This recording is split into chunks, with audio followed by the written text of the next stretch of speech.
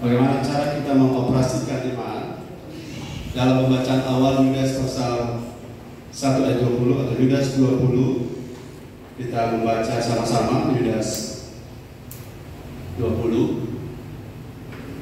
Haleluya. Saya minta Bro Hendra akan membacakannya. Yudas 20 firman Tuhan, akan tetapi kamu saudara-saudaraku yang kekasih, bangunlah dirimu sendiri di atas dasar imanmu yang paling suci dan berdoalah dalam Roh Kudus. Bangunlah imanmu di atas dasar iman yang paling suci. Di ayat ini sudah kita pelajari bersama, dan berdoalah di dalam Roh Kudus. Building yourself upon your most holy faith. Iman yang paling suci, iman yang paling berkualitas harus kita bangun.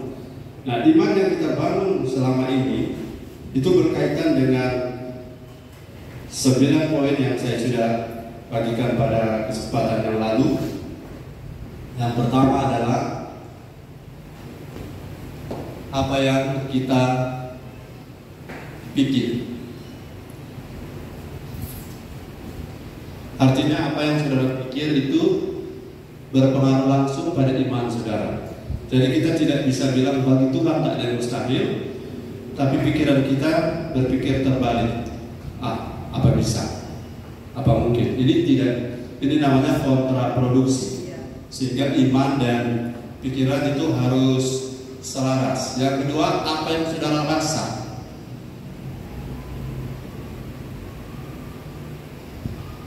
Apa yang saudara rasa? Perasaanmu takut, ragu, cemas, kemudian kamu bilang aku percaya Tuhan, ya, itu harus sesuatu yang tidak boleh kontra. Kalau dia kontra, iman itu bukan hanya sekedar motivasi atau percaya diri, self confidence. Itu tidak hanya seperti itu, tetapi dia mesti dioperasikan dalam konteks perasaanmu seperti apa. Yang ketiga adalah soal apa yang kau mau. Mau itu soal will, ya, will atau apa yang kau inginkan, kehendakmu itu yang kau mau. Kalau imanmu ingin mentaati Tuhan Yesus, sementara kemauanmu pengen yang berbeda, maka itu imanmu akan iman kuat atau iman lemah, ya, atau iman kecil atau iman besar. Iman itu ada klasifikasi, ada besar, kecil, lemah, sedang, dan bahkan ada iman yang kandas, ada yang iman mati. Ya, saudara-saudara, jangan puas diri dengan keadaan karena iman bisa kandas, iman bisa mati, ya. Keempat adalah imajinasi.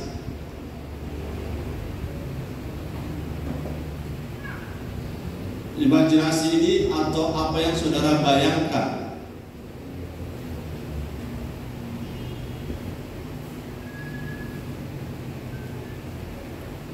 Apa yang saudara selalu bayangkan ini, kalau pikiran itu adalah soal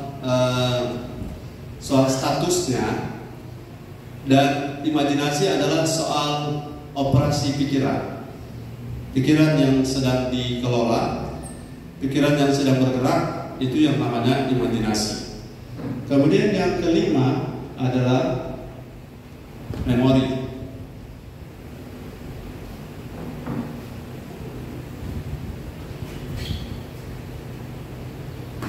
atau ingatan, atau apa yang saudara ingat. Itu berpengaruh memorimu. Kenapa ada orang sulit sekali beriman? Karena ingatannya selalu dengan luka hati atau wounded soul, hati yang terluka. Saudara tidak bisa beriman produktif kalau hati terluka. Kau selalu buka filenya, kau selalu buka dia punya istilahnya arsipnya. Yang keenam adalah apa yang saudara selalu dengar. Ini kaitan sekali. Saudara dengar apa?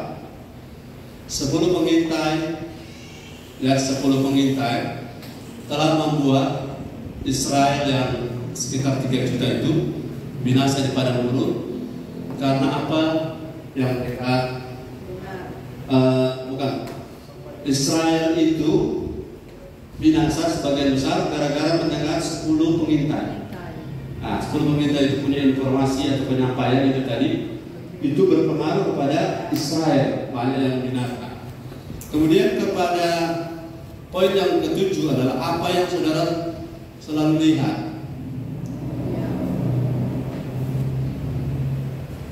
Sebab ada keinginan mata, toh keinginan mata mempengaruhi iman. Apa yang kau selalu lihat, apa yang kau selalu awasi, apa yang kau tonton, itu mempengaruhi iman.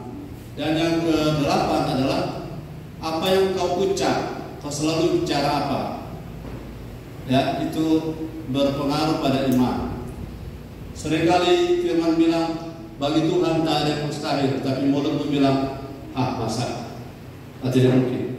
Kenyataannya tapi, itu kata tapi, saudara, benar atau salah, firman tidak pernah salah, katakan amin. Firman tidak pernah keliru. Saudara akan nanti buktikan satu waktu, saudara akan mengakui firman tidak pernah salah. Jadi firman itu tidak pernah salah. Jadi kalau saudara mau beriman, kata-katamu tidak boleh bertentangan dengan firman. Tuhan baik. Kalau saudara tambah tapi, itu yang berbahaya. Tapi Tuhan itu setia. Tapi dalam artian meragukan dengan ucapan saudara. Kemudian yang ke-9, ini adalah apa yang kau buat. Bisa saja kita punya iman besar, kelihatan iman besar, tapi kalau berlawanan dengan apa yang kita buat, itu imannya nanti kita akan lihat apa arti iman yang besar tapi perbuatannya berbeda. Sudah berapa tadi? 20.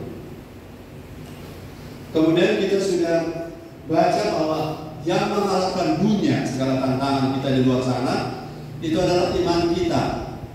Saudara punya iman lemah atau kuat, itu akan menentukan saudara menang atau kalah di kehidupan sehari-hari di dunia. Yakobus 1 Yohanes 5 ayat 4. Kalau dibaca, beda. 1 Yohanes 5 ayat 4. Firman Tuhan, sebab semua yang lahir dari Allah mengalahkan dunia. Ya. Dan inilah kemenangan yang mengalahkan dunia, iman kita. Iman yang mengalahkan dunia. Iman yang mengalahkan dunia. Saya ingin saudara pahami bahwa iman itu adalah sesuatu yang sifatnya, supaya saudara tidak bingung ya. Tidak setiap kata iman di Alkitab itu sama. Tidak setiap kata iman di Alkitab itu sama. Saya jelaskan begini.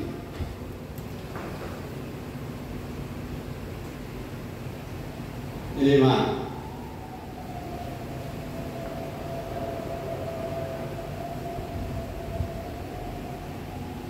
Ini iman sebelum ketemu Yesus. Ini iman di dalam Yesus.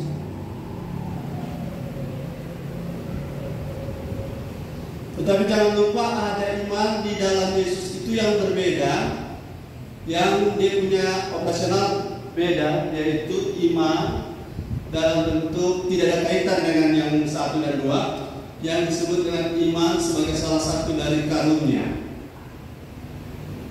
Ada 9 karunia kan?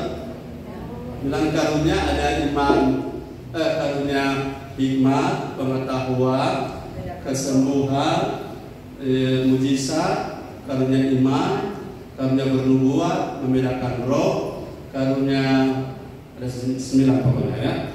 Jadi kalau saudara baca, coba baca 1 Korintus 13 ayat yang ketiga. 1 Korintus 13 ayat yang ketiga, ayat 3 atau ya. Firman Tuhan, dan sekalipun aku membagi-bagikan segala sesuatu yang ada padaku, Ya.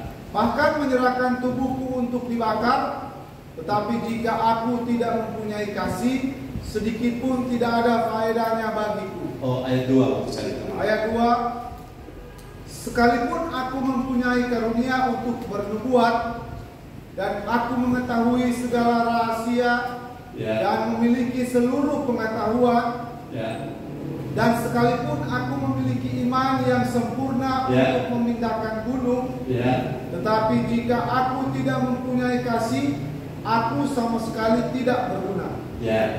Perhatikan ada kata iman yang sempurna, Iman yang sempurna itu menunjuk bukan iman kepada Yesus sebelum terima Yesus dan iman di dalam Yesus, tetapi ayat berapa tadi? 2. Ayat 2. Jadi di ayat 2 ini iman yang dimaksud di situ bukan iman yang nomor 1, nomor 2, tapi iman yang nomor 3. Itu yang dijelaskan bahwa bahasa roh akan berhenti, nubuat akan berhenti, karunia-karunia akan berhenti waktu kita sudah di sorga, dan iman yang itu juga akan berhenti. Tapi iman yang kita dapat sebelum Yesus dan ada dalam Yesus itu terus menerus, Dan iman yang ada di 1 Korintus pasal 13 ayat 2, iman yang sempurna artinya imanmu dalam konteks sebagai karunia bisa memindahkan gunung, bisa melakukan sesuatu. Kata sempurna artinya dibanding dengan orang yang mengerjakan itu setengah-setengah, imanmu itu full. Tapi iman ini bukan iman dalam konteks yang sama, sebab iman ini adalah iman dalam konteks karunia. Itu sebabnya ketika dikomparasi iman, pengharapan dan kasih, maka yang lebih besar pada semuanya itu adalah kasih, karena yang dimaksud iman di situ iman karunia. Karena iman karunia tidak semua orang punya, tapi yang iman ini semua orang harus punya. Ulangi iman yang kita sedang bicarakan ini mengoperasikan iman. Jangan saudara salah mengerti, saya tidak punya karunia iman, Pak Gembala. Saya tidak punya karunia iman, jadi saya tidak perlu mengoperasikan iman saya. Itu adalah sesuatu yang salah mengerti, karena yang dimaksud dengan karunia iman adalah kecakapan spiritual yang diberikan pada orang percaya oleh Yesus, oleh Roh Kudus, untuk kita beroperasi dalam membangun tubuh Kristus, dan tiap-tiap orang diberi menurut apa yang Roh Kudus berikan. Karunia mujizat, kesembuhan, hikmat, pengetahuan, dan teman-temannya. Dan itu diberikan secara dalam pengertian bahasa saya acak. Jadi tidak tiap orang punya karunia kesembuhan, dan tidak tiap orang punya karunia hikmat. Itu adalah standarnya begini. Semua orang harus berhikmat, tapi ada orang-orang tertentu ada karunia spesial hikmat. Semua orang harus beriman, tapi ada orang-orang tertentu punya kualitas iman sebagai karunia yang lebih dari rata-rata. Semua orang dapat menyembuhkan, karena Markus 16 ayat 16, 17 dan seterusnya. Orang percaya kalau megang ular tidak akan mati, Yang penting jangan sengaja dan mencari-cari masalah. Tapi itu standar, dan di atas standar itu disebut karunia. Karunia apa? Kesembuhan. Nah, tidak tiap orang punya karunia yang sama maksudnya. Atau 9 itu tidak dibagi rata, tiap-tiap orang punya 9. Atau tidak tiap orang punya karunia bernubuat. Ada orang tertentu, ada orang tertentu punya, orang tertentu yang lain tidak. Demikian halnya dengan iman. Iman sebagai karunia tidak semua orang punya, tapi iman di dalam Yesus untuk bertahan sampai akhir hayat semua orang harus punya. Karena tanpa iman tidak seorang pun berkenan kepada Allah, betul? Tanpa iman mana? Iman ini. Tanpa iman tidak seorang pun berkenan kepada Allah. Tapi kalau tanpa karunia iman tidak ada masalah, karena standarnya iman yang dalam konteks keselamatan, iman dalam konteks menghidupi hidup selama di bumi, itu beda dengan iman sebagai karunia. Bisa saja ada orang dia memiliki karunia iman sempurna, karunia atau kecakapan atau kemampuan, ability, tapi dia tidak memiliki kasih. Kasih itu tidak sabar, pelit, ya, suka menjelekkan orang, dan selalu bongkar-bongkar rahasia orang karena menutupi segala sesuatu. Itu salah satu. Jadi dimengerti secara proporsional bahwa iman di 1 Korintus 13, iman yang sempurna tapi tidak punya kasih, itu bukan iman ini. Karena iman di situ adalah iman apa? Karunia. Saya selalu suka bertanya karena ciri khas dari seorang pengajar begitu. Kita mau konfirmasi saudara tangkap atau tidak. Jadi jangan saudara terganggu kalau saya bertanya, karena ini adalah operasional seorang pengajar. Kalau seorang pengkhotbah baca KKS suka tanya, suka interaktif, apalagi seorang pengajar. Kalau saudara mau respon silakan, karena ini adalah bagian dari dinamika untuk kita upgrade, kita punya level pemahaman. Oke, jadi iman sebagai karunia. Bisa ada orang punya karunia iman besar tapi tidak punya kasih, ada. Tapi kalau orang punya iman atas dasar iman yang ini, dia tidak mungkin beriman sempurna kalau tidak ada kasih. Nah, dia otomatis karena semua daripada iman ini operasionalnya harus melalui ini. Kalau ini memang awalnya mungkin dia punya kasih, tapi karena dia sombong punya karunia iman, dia meninggalkan kasihnya yang berulang-ulang. Ketika dia meninggalkan, karunianya masih ada, tapi kasihnya sudah pergi. Sampai di sini paham? Jadi kalau Tuhan pakai, jangan lupa, saudara, karunia bisa membawa saudara ke puncak prestasi, tetapi yang mempertahankan saudara masih tetap di sana adalah karakter. Oke, sampai di sini jelas. Jadi paham perbedaan antara iman. Saya tidak perlu beriman karena saya tidak ada karunia, Pak Gembala. No, itu area pemberian dan imannya berbeda. Karena iman sebagai karunia tidak harus semua orang punya. Tapi iman sebagai iman keselamatan, iman untuk membangun hidup, menjalani hidup, untuk melakukan dunia, semua orang harus punya. Oke. Fix di sini ya. Jadi saudara harus beriman. Harus beriman, katakan amin. Kenapa? Baca Ibrani 11 ayat 6. Ini saya hapus ya, karena kita tidak akan bahas ini. Ibrani 11. Tetapi tanpa iman tidak mungkin orang berkenan kepada Allah. Ya. Sebab barang siapa berpaling kepada Allah, dia harus percaya bahwa Allah ada, ya, dan bahwa Allah memberi upah kepada orang yang sungguh-sungguh mencari Dia. Jadi kalau saudara bahas tentang iman yang ini, iman yang harus semua orang punya, tanpa iman ini, tanpa iman yang modern ini, tanpa iman kualitas ini, bentuk jenis ini, saudara tidak akan ada perkenanan Tuhan. Amen. Tidak akan dapat perkenanan Tuhan. Karena ini adalah syarat perkenanan Tuhan. Saudara mau masuk surga harus ada iman. Amen. Saudara mau hidup dalam kemenangan harus ada iman. Amen. Saudara mau mengalahkan dunia harus ada iman. Kalau saudara tidak punya iman seperti ini, jangankan mengalahkan dunia, masuk surga pun tidak. Kalau saudara tidak punya iman yang kokoh, teguh, iman yang kuat, selalu diberi makan, jangankan bicara berkemenangan di bumi, masuk surga juga bisa bermasalah. Karena iman bisa mati, ya. Iman bisa lemah, iman bisa kandas. Minggu lalu sudah baca. Iman bisa mati, iman bisa lemah, iman bisa mengecil. Makanya Yesus bilang begini, hai ibu, besarlah imanmu. Hai ibu, besarlah imanmu, karena dia bilang, memang anak-anak itu makan roti di mejanya, tapi anjing-anjing juga makan rema-rema yang jatuh dari meja Tuhan. Artinya ibu ini punya iman bahwa sedangkan rema-rema kami dapat, kami bisa memecahkan persoalan kami. Anak yang sakit hampir mati sembuh. Oleh karena itu Yesus bilang di konteks yang lain, di antara orang Israel pun aku belum pernah menemukan iman sebesar ini. Nah, iman yang mana? Iman yang dalam konteks kita mengoperasikan hidup kita dan dalam konteks tadi untuk mendapatkan kesembuhan.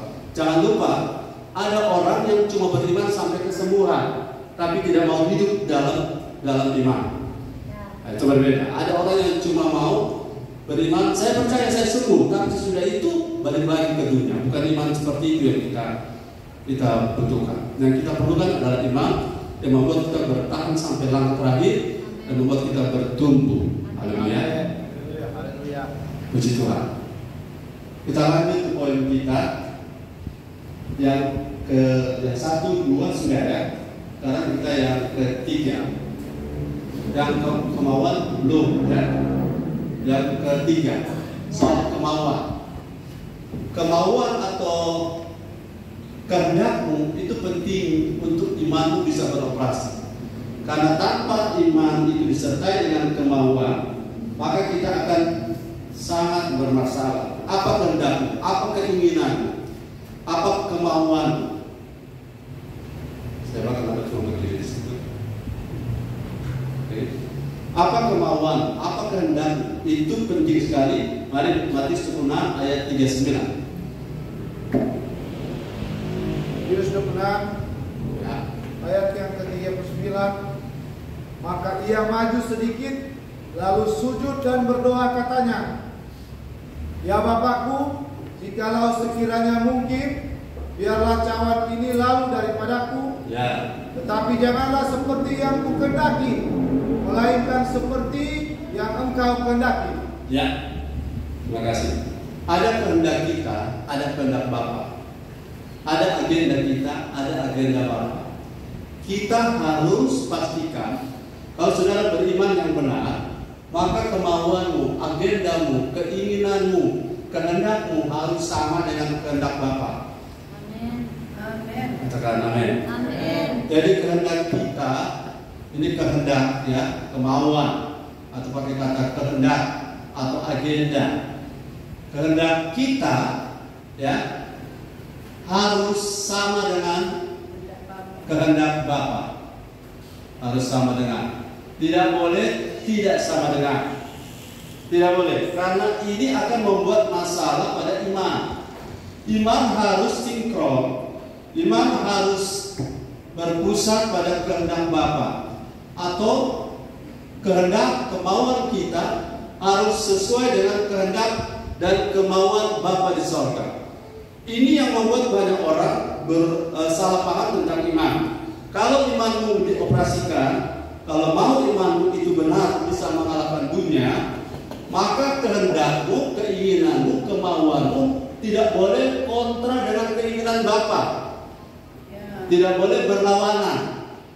Tidak boleh Bapa pengen ke kanan, engkau pengen ke kiri.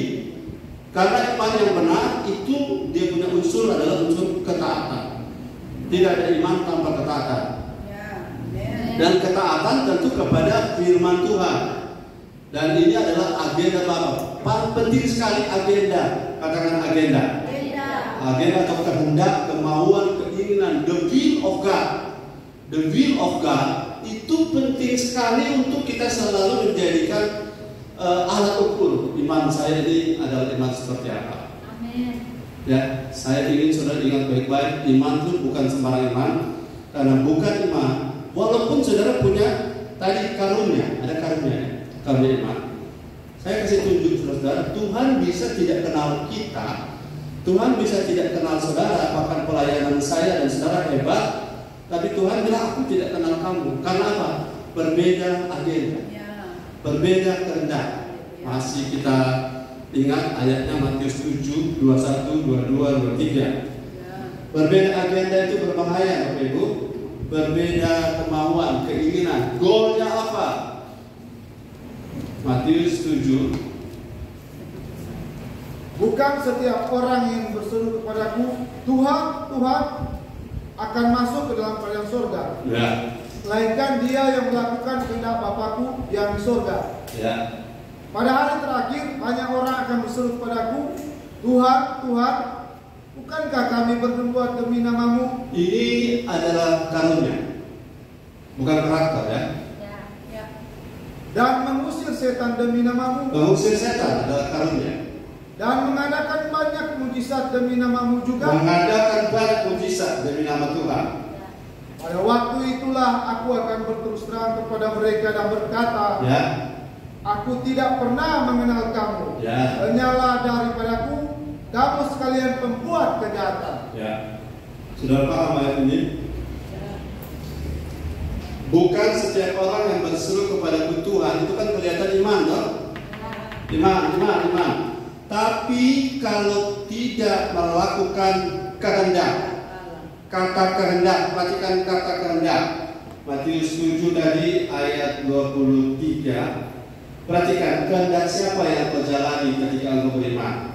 Itu penting. Kehendak siapa? Agenda siapa? Kita di gereja ini agenda siapa? Keinginan siapa yang kita jadikan goal? Karena apabila agenda kita berbeda, ayat 23 itu sangat menakutkan kalau kita dengar Tuhan bilang, I never knew you, depart from me. Who practice lawlessness? Lawlessness, pembuat kejahatan ya. Tapi lawlessness itu artinya orang yang suka mengatur sendiri. Suruh pergi dia datang, suruh datang dia pergi. Itu lawlessness. Gimana ya? Hidup tanpa aturan.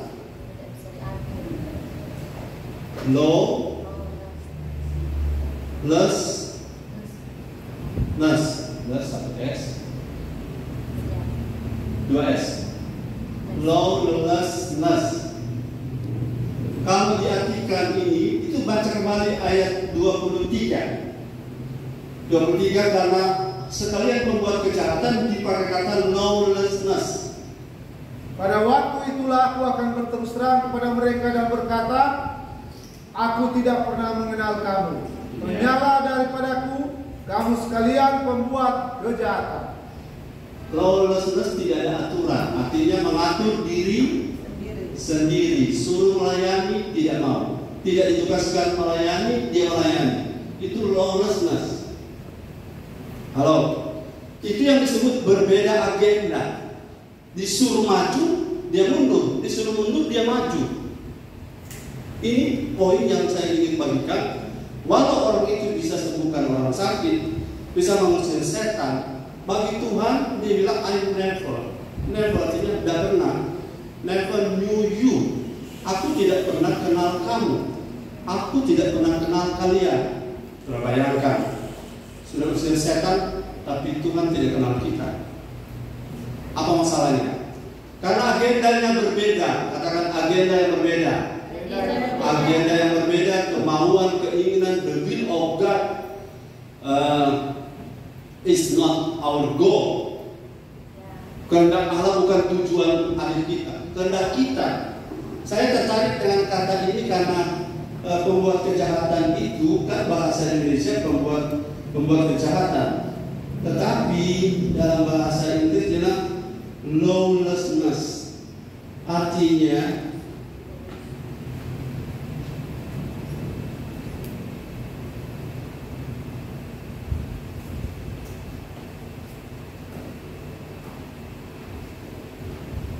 orang-orang yang berbuat bahasa hukum ya.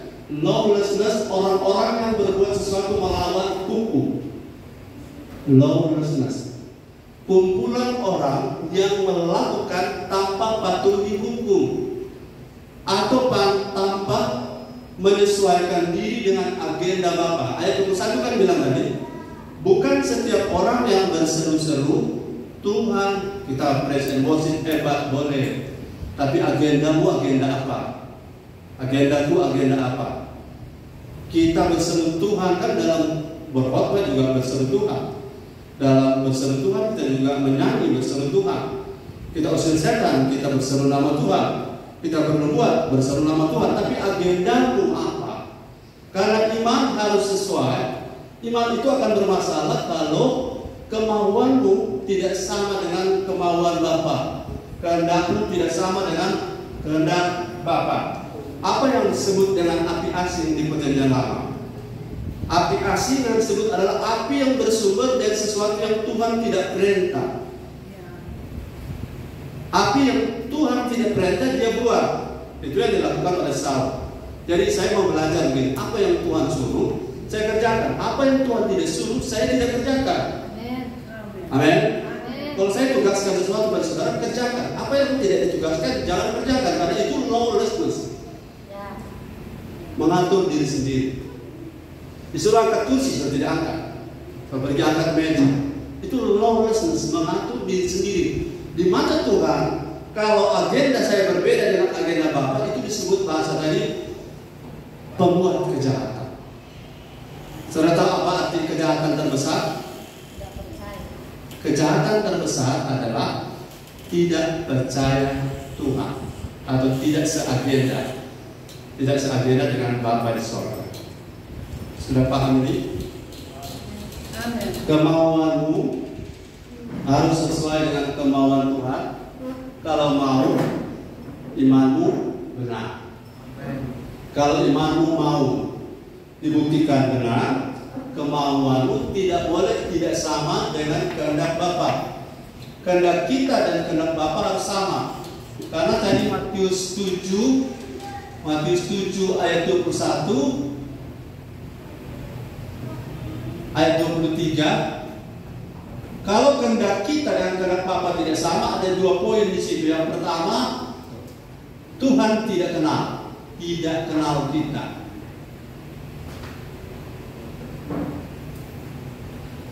Makanya ada banyak orang akan stres kalau sudah pelayanan luar biasa, tapi Tuhan bilang, aku tidak kenal kamu. Enyahlah kamu. Depart from me. Enyahlah kamu, hai sekalian pembuat kejahatan. Kemudian yang kedua ini, Matius 7:23, lawlessness. Saya sudah tulis sebelah.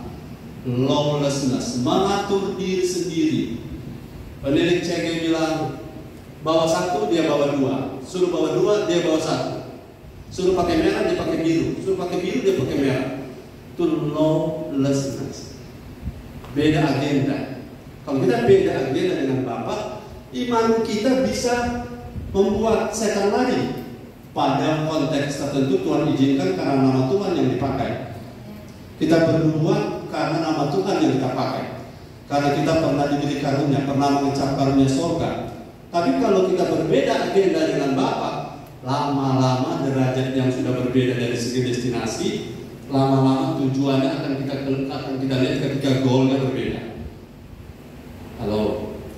Makanya saya tidak lagi terpesona dengan orang-orang kesembuhan ilahi hebat, tapi agenda Bapa dia tabrak. Agenda Bapa tertinggi adalah kita menjadi serupa Kristus. Katakan amin. Amin. Bagaimana kalau saudara punya kuasa besar tapi karakter kita tidak seperti Kristus? Berbahaya. Ya. Saudara, kejahatan para medis itu kejahatan tersembunyi. Kalau kita pernah dapati oknum-oknum para medis di tempat lain, itu ilmu kepintaran yang luar biasa. Kalau tidak diatur oleh undang-undang, itu bisa digunakan salah. Betul? Ya. Bisa digunakan salah. Itu sebabnya para medis itu diatur oleh etika. Kita juga diatur oleh etika. Kalau tidak, sama dengan tentara punya senjata. Kalau dia tidak dibina, tidak digodok, tidak diindoktrinasi tentang nasionalisme atau tentang etika, bahkan ada tes psikologi kalau pegang pistol. Karena sangat berbahaya kalau kita punya power tapi kita tidak sama agenda dengan Bapa. Sangat berbahaya kalau saudara punya urapan besar tapi tidak sejalan dengan apa yang Bapa mau. Yang disebut dengan lawlessness. Kata lawlessness ini sama dengan bahasa Ibrani pasal 12 ayat 5. Lawlessness itu sama dengan Ibrani pasal 12 ayat 5. Dan sudah lupakah kamu akan nasihat yang berbicara kepada kamu seperti kepada anak-anak? Hai anakku, janganlah anggap enteng didikan Tuhan, dan janganlah putus asa apabila engkau diperingatkannya. Karena Tuhan mengajar orang yang dikasihinya, dan Ia menyesa orang yang diakuinya sebagai anak. Oke, saya minta langsung lompat ke ayat 8. Tetapi jikalau kamu bebas dari ganjaran yang harus diderita setiap orang, maka kamu bukanlah anak, tetapi anak-anak gampang. Oke, terima kasih. Anak-anak gampang itu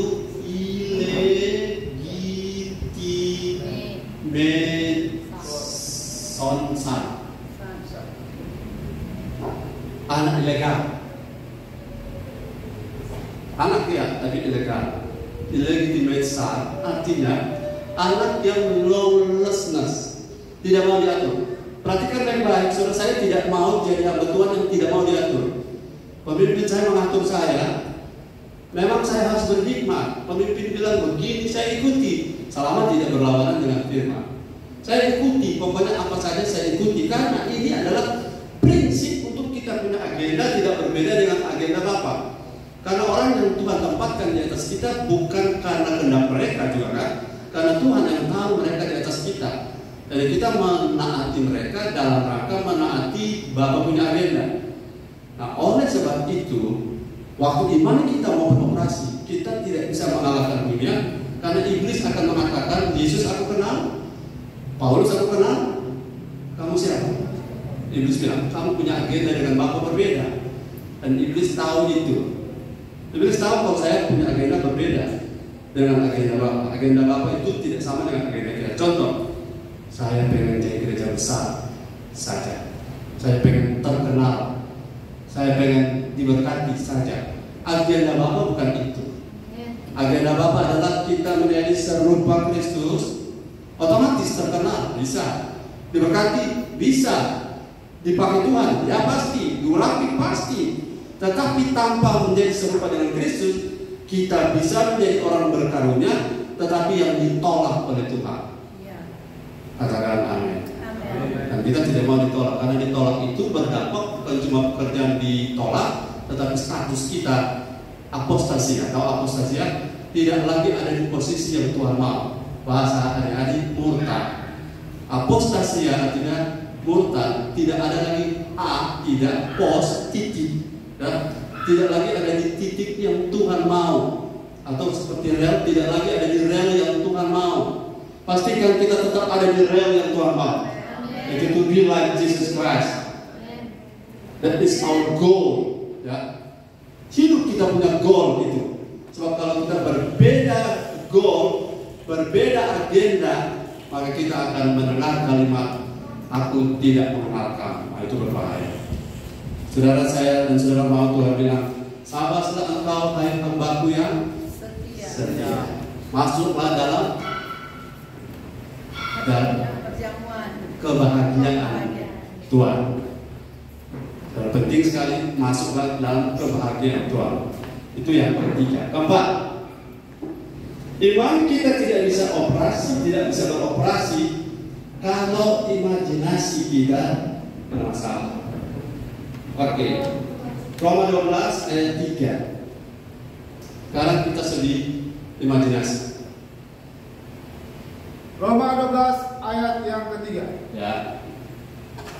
Berdasarkan kasih karunia yang dianugerahkan kepadaku, aku berkata kepada setiap orang di antara kamu, janganlah kamu memikirkan hal-hal yang lebih tinggi daripada yang patut kamu pikirkan, tetapi hendaklah kamu berpikir begitu rupa sehingga kamu menguasai diri menurut ukuran iman yang dikaruniakan Allah kepada kamu masing-masing.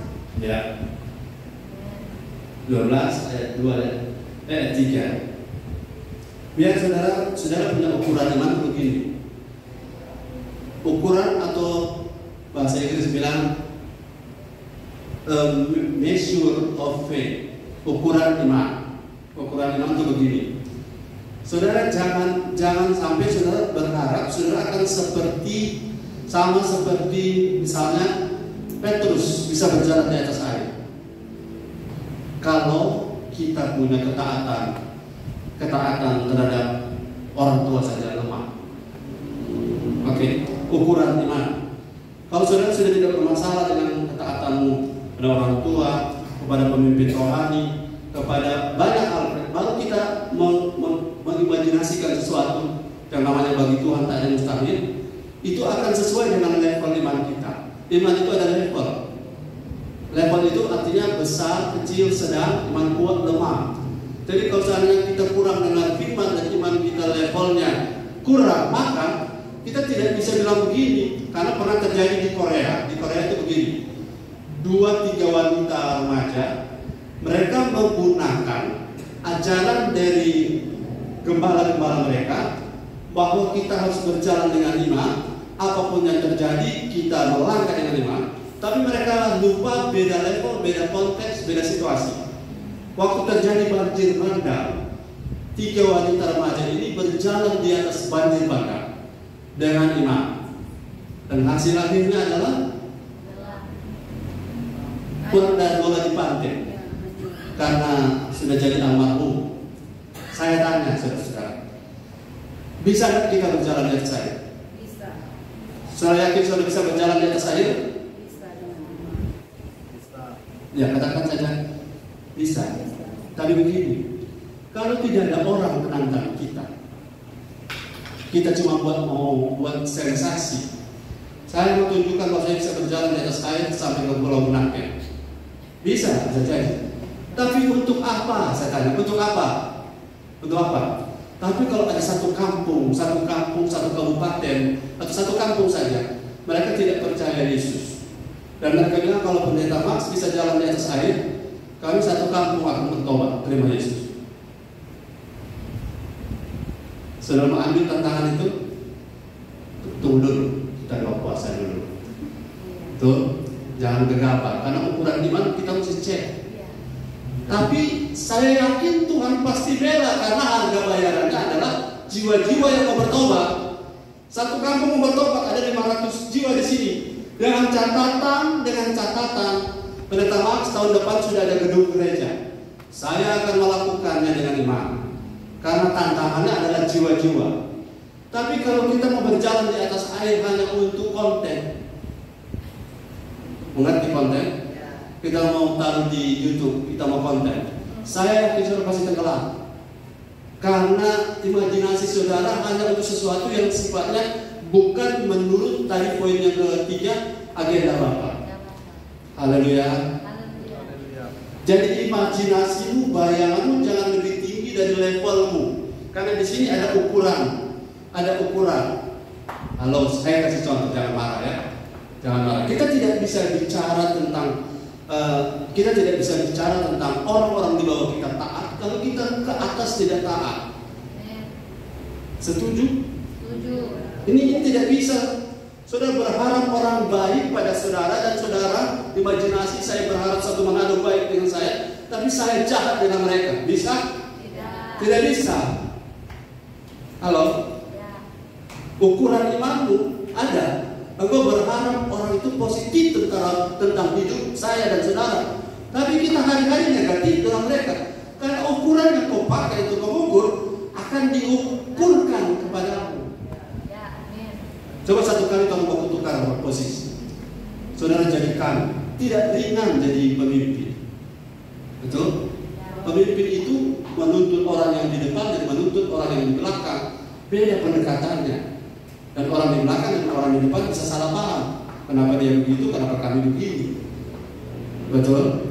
Haleluya. Kalau bawa keras, di muka bisa terima, yang di belakang tersinggung. Kalau mau balikan atau mau buju-buju, di belakang tertolong, tapi di muka kecewa. Apa begitu? Betul? Jadi level ukuran kita tidak boleh membayangkan sesuatu jika kita sendiri punya level tidak sampai di situ. Itu yang namanya menghayal. Apa beda bervisi dengan menghayal? Beda. Karena saudara kalau punya visi, saudara akan sesuaikan dengan apa yang ada pada saudara. Saya tidak akan pernah bervisi untuk menjadi seorang astronom, ya, karena usia sudah terlambat dan skill saya tidak cocok untuk itu. Kalau Koko masih boleh, astronot, penerbangan ke Pluto, Sofiamat belum sampai, saking jauhnya. Jadi kita tidak boleh berimajinasi besar kalau hidup kita, sederhana kayak begini. Kita tidak bisa berimajinasi dari orang kaya, tapi dengan gaya hidup orang susah. Setuju dengan saya? Ya, orang susah punya ciri-ciri malas, maaf ya, bukan saudara yang saya maksud. malas, tidak suka diatur, suka santai, tidak disiplin, kemudian berharap jadi kaya raya, nggak bisa. Tidak sesuai dengan ukuran iman. Kalau saudara tidak jujur dengan keuangan, tidak bisa berharap uang banyak datang. Ini ukuran. Jangan sampai saudara punya iman, saya akan jadi konglomerat, tapi tidak sesuai dengan apa yang saudara kerjakan tiap hari. Setuju dengan saya bilang? Ukuran yang kau pakai untuk mengukur akan diukurkan pada bagaimana ayatnya? Cari. Ayat yang Tuhan baca tiap minggu. Lukas 6 38. Well, masa lupa. 38, coba. 38. Lukas 6. Dari pembacanya kita terus supaya Anda tergantung. Lukas 6 ayat yang ke-38 firman Tuhan. Berilah dan kamu akan diberi. Ya. Suatu takaran yang baik, yang dipadatkan, yang digoncang dan yang tumpah keluar akan dicurahkan ke dalam pribadi. Sebab ukuran yang kamu pakai untuk mengukur akan diukurkan kepadamu. Yes, kata-katanya. Saya aplikasikan ke persembahan. Itu kan konteks persembahan. Kalau saudara punya uang 1 miliar, kemudian saudara pengen diberkati, sementara saudara memberi persembahan 2.000, apa sesuai? Tidak sesuai. Imajinasi itu tidak boleh berbeda dengan kenyataan. Kalau boleh beriman besar, ya, sama seperti ada satu bapak, ada punya 2 teman. Kita kalau dapat 1 M, untuk mana 500 juta. Halo, 500 juta. Kita kalau dapat 1 M. Betul kita bilang, mana ada? Kamu nanti mau hayal ulang. Kalau cuma hayalan kan gampang. Jangan berimajinasi jika kita punya keadaan tidak sesuai dengan apa yang kita imajinasi itu. Lebih tinggi dari ukuran. Karena bahasa Inggris bilang ada the measure of your faith. Ukuran iman. Katakan ukuran iman. Kalau kita tidak bisa jujur, kita tidak bisa berharap dipercaya. Haleluya. Kalau kita tidak bisa konsisten, kita tidak bisa berharap Tuhan pakai kita. Kalau kita ogah-ogahan melayani, kita tidak bisa berharap kita menjadi perawat emas di tangan Tuhan. Setuju bilang amin. Saya percaya saudara-saudara, kalau saudara mau beriman, saudara tidak boleh iman yang seperti yang saya bilang, iman yang tidak sesuai imajinasi dengan kenyataan. Itu namanya nekat. Nekat itu kan, dan tidak bila-bila mau berterbang para Raja Wali. Akhirnya ciri rupa kayak batu. Saudara mau terbang seperti Raja Wali, pastikan sayapmu juga Raja Wali. Jangan mau terbang seperti Raja Wali tapi sayapmu ayam kampung. Setuju? Haleluya. Jadi gereja kita tidak bisa berharap jadi besar kalau kita di dalamnya tidak konsisten dengan apa menjadi agenda Bapa.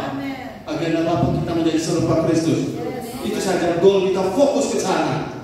Karena yang lain bukan tidak penting. Yang lain itu akan mengikuti kita dari belakang. Orang berubah kenapa? Karena dia punya tujuan jelas. Kalau saudara pengen jadi pemain badminton yang baik, unggul olimpiade 20 tahun ke depan misalnya muda, tahun-tahun ini latihannya bukan latihan tenis. Betul? Dan saudara pengen pemain badminton yang terkenal yang hebat, jangan bermain basket sekarang. Demikian dengan kita sekarang. Gereja kita mau maju, haleluya. Kita harus fokus dengan apa yang sesuai dengan agenda Bapa dalam rangka menjadi serupa Kristus. Dan imajinasi tidak boleh tidak sesuai dengan kenyataan hidup kita. Haleluya. Saya tidak berharap jadi penginjil besar kalau saya sendiri mau khotbah saja patah-patah. Ya toh? Kita tidak latih cara bicara. Jadi pengajar itu susahnya di mana? Kata-kata harus sistematis.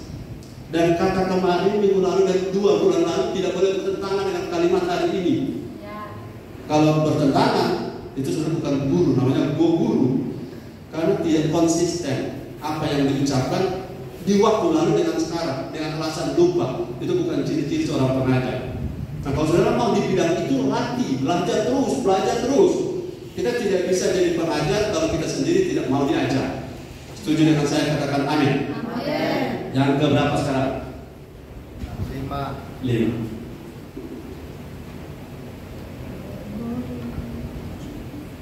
Oh, masih ada? Di imajinasi masih ada. Roma 12 ayat 16. Nah, ini lebih jelas.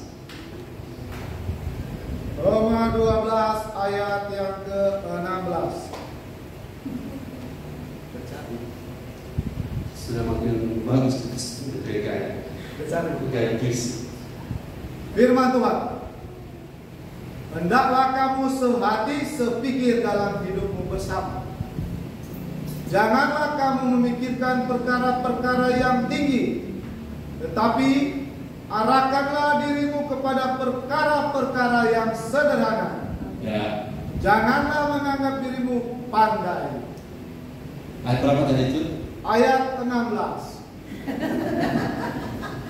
Terima kasih.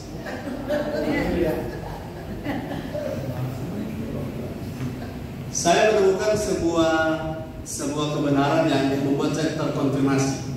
Imajinasi itu, katakan imajinasi, itu ternyata berhubungan dengan kata Yunani upselos. Ini upselos itu kata jangan berpikir yang lebih tinggi. Upselos ini hampir saya lewat ini, padahal ini penting. Tahu nggak upselos?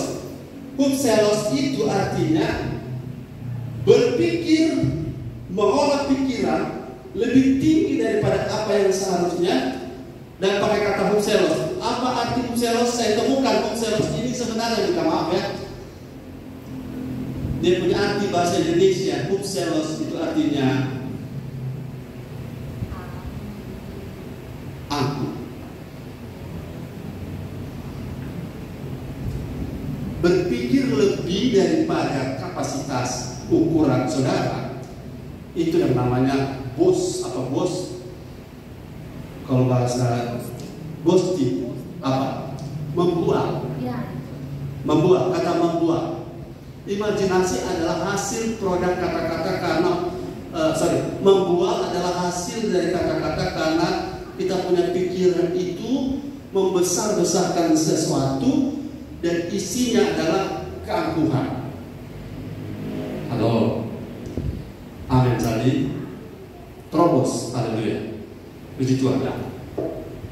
Never give up. Pada ulang tadi kita pegang tangkapnya ayat 16. Diulang lagi. Yes. Hendaklah kamu sehati sepikir dalam hidupmu bersama. Janganlah kamu memikirkan perkara-perkara yang tinggi. Tinggi, upselos. Tetapi arahkanlah dirimu kepada perkara-perkara yang sederhana. Sederhana sesuai dengan level imanmu masing-masing. Janganlah menganggap dirimu pandai. Jangan angkuh. Sama di kata ini digunakan upselos. Dan saya mau kasih saudara referensi atau cek silang. Referensi atau cek silang. Supaya saudara lihat cek silang dari ayat ini. Saudara terkejut, ini ayat ini sudah lama saya pernah bilang. Lukas 16 ayat 15 atau ya coba lihat ayat 15. Lukas 16 ya betul. Lukas 16 ayat yang ke-15. Lalu ia berkata kepada mereka, kamu membenarkan diri di hadapan orang, tetapi Allah mengetahui hatimu. Yes. Sebab apa yang dikagumi manusia dibenci oleh Allah. Ini ayat jelas. Apa yang Tuhan bayangkan melebihi ukuran iman kita. Karena kata yang digunakan di ayat Lukas 16 ayat 15 sama dengan ayat di Roma 12 ayat 16, kalau lebih tinggi atau dari segi sifat kita suka boasting, membuat, membesar-besarkan, sebenarnya yang realitanya tidak seperti itu. Dalam status saya di waktu yang lain, biarlah mulut orang lain yang bicara tentang kelebihan, keberhasilan, capaian kita, bukan mulut kita sendiri. Karena kalau kita punya mulut sendiri bisa berlebihan. Terus saya sudah melatih diri untuk tidak mempromosikan diri. Ya, mantap. Merasa lebih hebat, lebih penting, lebih dipakai Tuhan, lebih pintar, itu berbahaya. Katakan amin. Jadi kata angkuh ini jangan berpikir atau bahasa saya putar dan saya sesuaikan. Jangan kamu jadi angkuh dalam imajinasimu. Menghayalnya begitu besar. Ada lagi satu cerita. Satu orang dia dapat madu, kemudian dia berimajinasi. Imajinasi, kalau madu ini saya jual, saya mau beli bebek. Dan kalau bebek sudah banyak, saya jual, saya mau beli kambing. Bebek tadi kwek-kwek. Kalau sudah banyak, saya mau beli kambing. Dan kalau kambing sudah banyak, saya mau beli kuda banyak-banyak. Dan dia praktekkan kuda. Dia pas-pop dengan madu.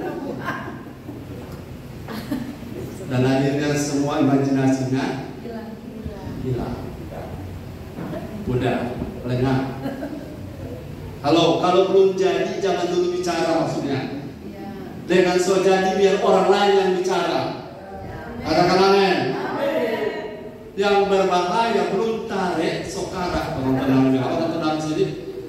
Orang tenang bilang belum tarik sokara. Atau orang tenang bilang belum kosana sokomari. Karena apa? Membuang, membesar-besarkan diri. Itu bukan iman. Iman itu sesuai dengan takaran level, the measure of our faith, the measure of my faith. Ukuran takaran iman kita bicara menurut takaran iman. Yang paling aman itu jika Tuhan berkenan. Amin. Jika Tuhan berkenan. Karena kita belum tahu kehendak Tuhan atau bukan. Jika tangan Tuhan yang mengerjakannya, jika Tuhan buka jalan, haleluya. Sebab saya sudah pernah temukan ada orang, tapi bukan di sini. Kita pernah, sudah aman, sudah aman. Lebih hari, ya kasihan, sopi itu satu solari, satu sahabat tapi doi. Jadi itu aman itu belum kenyataan. Halo, aman di sini artinya kalau belum pasti jangan bicara. Makanya tolong hati-hati janji iman. Karena janji iman banyak orang kesalahan sih. Oh gampang. So gampang betul, susah. Karena imajinasi berlebihan tidak sesuai dengan kenyataan hidup itu bukan iman. Janji iman harus sesuai dengan kemampuan. Katakan amin.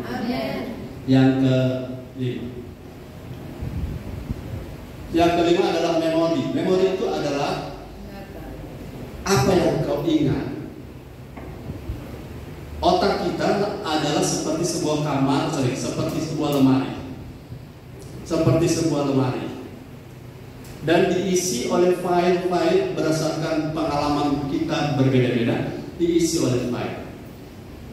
Apa yang saudara ingat kalau saya punya nada begini?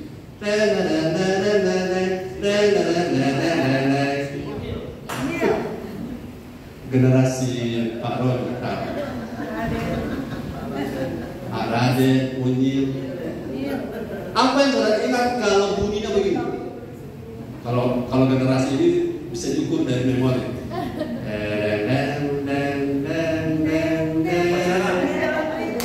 Apa?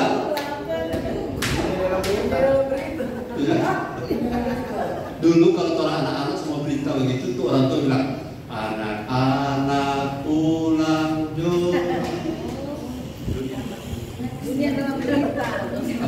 dalam berita. Memorimu menentukan imanmu bekerja efektif atau tidak. Haleluya. Ada lagi, ada yang masih ingat? La. Generasi terakhir ini gila itu ingat sekali. Orang bilang pedal pop, mama bilang pikir habis doi. Betul? Karena kalau mau antisipasi anak-anak kalau pedal pop lewat susah sekali mau. Memorimu menentukan efektivitas operasional dari iman. Karena memori itu luka hati tersimpan di situ. The wounded soul. Setiap kali sudah lewat ditunggu itu dapat ingat dulu terlalu tunggu di situ. So, setiap kali sudah dengar lagu, nggak ada yang sini. Oh, ibu foto ya. Foto namanya sepanjang jalan kesayangan. Sekarang semua betul-betul bagi diri. Dapat ingat tahun berapa itu? Memori itu kalau tidak kita kontrol akan merusak iman. Karena memori ada dua isinya, yang baik dan yang buruk. Dan yang buruk apalagi yang melukai kita, kalau kita tidak punya komitmen untuk memilih memori, kita akan, saudara-saudara masih ingat botol hijau ada gambar bintang, apa? Bintang. Botol biru ada gambar bintang. Bir bintang, kalau tidak ingat puji Tuhan. Botol hijau, bukan biru. Botol hijau gambar bintang, apa? Botol hijau gambar alpukat. Biasa bakso itu. Bakso yang hafal bakso. Ada satu pendeta ini pengaruh memori terhadap iman itu sudah perlu perhatikan. Memori harus di drive atau harus disortir. Satu kali pendeta minta maaf Hendra, dia punya jenggot. Sementara berkhotbah ada jemaat yang menangis. Pendeta bilang luar biasa berkhotbah. Habis khotbah, kemudian ada wanita yang pendeta sudah menikah, ada wanita yang senyum, yes. Dua wanita ini, satu ibu satu anak muda mendekati pendeta habis khotbah. Pendeta khotbah tadi luar biasa. Kadang tante sampai menangis. Kita pendengar, tapi dia gembala pendeta khotbah. Kita langsung sedih. Kalau gembala sudah tahu sampai tadi dulu. Kenapa ingat sampai kami? Somati, minta maaf. Saya sering dimaaf. Kita nyampe jenggot dia atau sungguh jadi. Pendeta bilang, tapi kira dia urapan. So ingat memorinya. Yang satu yang wanita, ini pendeta minta maaf. Kita luar biasa, malah pintar luar biasa juga. Wanita ini cantik luar biasa, tapi bodohnya sudah mati. Oh, dia bilang gitu, pendeta, rupa bagus kan kalau dua jodoh. Maksudnya, pendeta ini masih muda. Orang anak pintar luar biasa seperti pendeta. Kalau pendeta bilang, yuk kita dapat pikir begitu mah, yang kita takut. Orang anak kita lupa kita mah dia merupakan anak.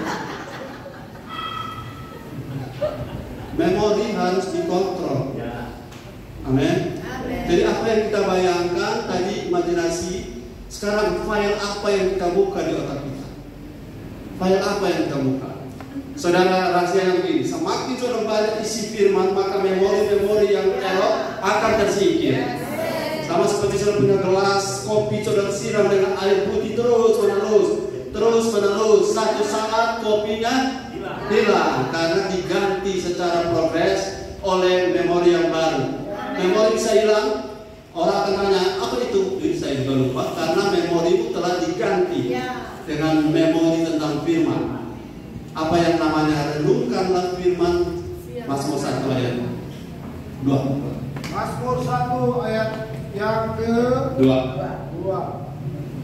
Firman Tuhan. Tetapi yang kesukaannya ialah Taurat Tuhan. Dan yang merenungkan Taurat itu siang dan malam. Yes. Renungkan itu imajinasi, tapi juga di sisi lain membuka memori. Kalau membuka memori itu penting. Memori apa? Firman. Jadi kalau saudara pernah terluka, katakan terluka, hampir semua kita pernah terluka. Dan kalau kita ingat kejadian tertentu, makanan tertentu, lagu tertentu, lokasi tertentu, kita bisa teringat lagi kita pernah alami seperti apa. Tapi puji Tuhan, ternyata file kita bisa diubah. File memori kita bisa diubah. Kita isi ganti dengan yang di pertama ini. Pikirkan baik. Yang baik, masih ingat poinnya?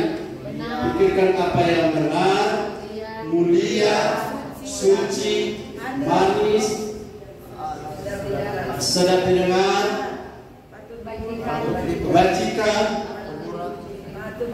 patut dipuji. Pikirkanlah semuanya, maka itu akan mengganti memorimu, akan menggeser memorimu. Karena Paulus juga punya memori. Filipi 3 ayat 13. Kendalikan memorimu.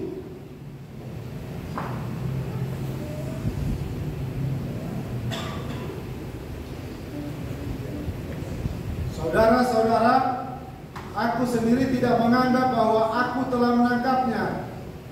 Tetapi ini yang kulakukan, aku melupakan apa yang telah di belakangku. Aku melupakan memori yang ada di belakangku dan mengarahkan diri kepada apa yang di hadapan. Pada apa yang ada di hadapan. Makasih.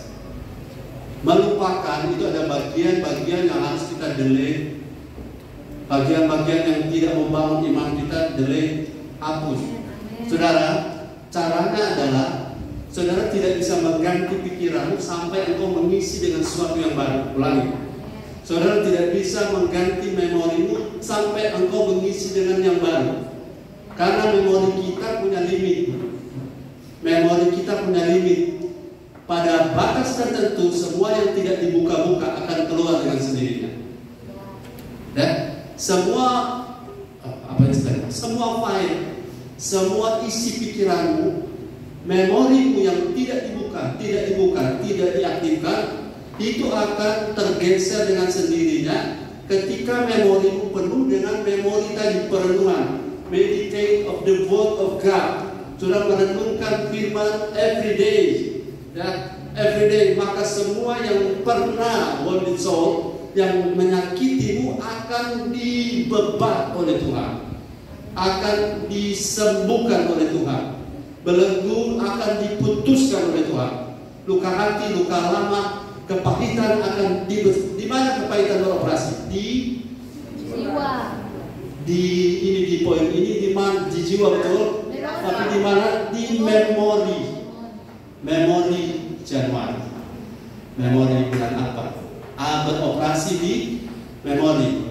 Luka hatimu jangan dibuka-buka. Dan jangan buka luka hati. Juga jangan kasih ingat. Amin. Karena luka hati akan membuat orang, kalau luka hati atau apa yang tersimpan di memorimu yang banyak makan tempat, itu yang akan otomatis keluar. Saya tanya, kalau saudara suka buka YouTube, kalau saudara selalu YouTube, kalau saudara selalu buka soal makanan, maka selalu yang akan keluar yang disarankan oleh YouTube adalah makanan. Betul, Marco? Betul. Kalau yang kau cari adalah kabel, mic, maka yang keluar adalah mic, kabel, semua itu wireless akan keluar. Demikian saudara sedang selalu mendengar khotbah Pendeta Maksoni akan keluar terus dia. Kalau tidak pernah buka-bukanya akan keluar karena memori tidak mereferensikan atau tidak ada histori dia mantap. Histori itu betul dapat kata yang menolong. Apa yang ada di memorimu berisi histori. Haleluya. Mau beriman kuat, mau iman strong, manage memory. Haleluya. Kau boleh terluka berkali-kali. Seberapa dalam lukamu itu bukan persoalan, tapi seberapa mau kita membereskan luka itu. Haleluya. Saudara, ada waktu-waktu tertentu kan suami istri ketika mendengar bunyi dan panggil handphone tertentu, kami tidak pengen mendengarnya. Karena nada panggil di zaman itu waktu kami lagi krisis Ukraina, itu nada panggil itu yang sering muncul. Karena waktu masuk orang marah, orang kecewa, nadanya gitu. Dan setiap kali orang lain punya handphone nada bunyi begitu, waktu dia bunyi, ini ada sentakan memori, dapat ingat. Betul kan? Jadi apa yang menolong saudara, apa yang membuat saudara teringat dengan sesuatu yang buruk, kalau boleh itu saudara hindari. Tapi kalau memang tidak bisa dihindari, lawan dengan iman. Karena iman mengalahkan dunia. Bagaimana bisa mengalahkan? Ganti memorimu. Isi dengan memori apa? Firman. Pikirkan tentang kebaikan Tuhan. Pikirkan tentang kasih Tuhan. Pikirkan tentang kemurahan Tuhan. Pikirkan tentang masa depan bersama Tuhan. Saya pikir satu hal saat waktu saya berbagi. Saya renungkan kebaikan Tuhan dikaitkan dengan kosmologi. 5 menit lagi. Karena ini 3 seri berarti. Apa pentingnya planet Jupiter bagi kehidupan di bumi? Ada yang tahu? Apa pentingnya planet Jupiter bagi kehidupan di bumi? Saya dapatkan kebaikan Tuhan. Ternyata ini sederhana. Saya renungkan ini, saya taruh di memori Tuhan Tuhan. Karena ternyata, katakan ternyata, planet Jupiter itu kalau tidak salah 8 kali lebih besar dari bumi. Dan dia berada, kalau matahari sebelah kiri, matahari bukan tempat tenun store, matahari yang di atas itu. Matahari itu di sebelah kiri bumi kalau saya posisi, bumi di tengah, Jupiter di sebelah kanan. Anda tahu meteor, asteroid, komet itu dari sebelah mana? Itu dari sebelah kanan. Tidak ada yang dari matahari, karena kalau dia mengarah ke matahari akan hancur oleh matahari. Tapi semua komet, asteroid, meteor yang kalau satu kali satu biji sebesar Kalimantan jatuh di Pasifik, itu tsunami rata semua orang. Dan itu atas tangan Tuhan, luar biasa Tuhan kita. Itu yang saya renungkan. Semua meteor, komet, dan benda-benda langit yang berbahaya bagi bumi, ternyata ketika melewati Jupiter, planet yang paling besar itu, planet terbesar kan Jupiter.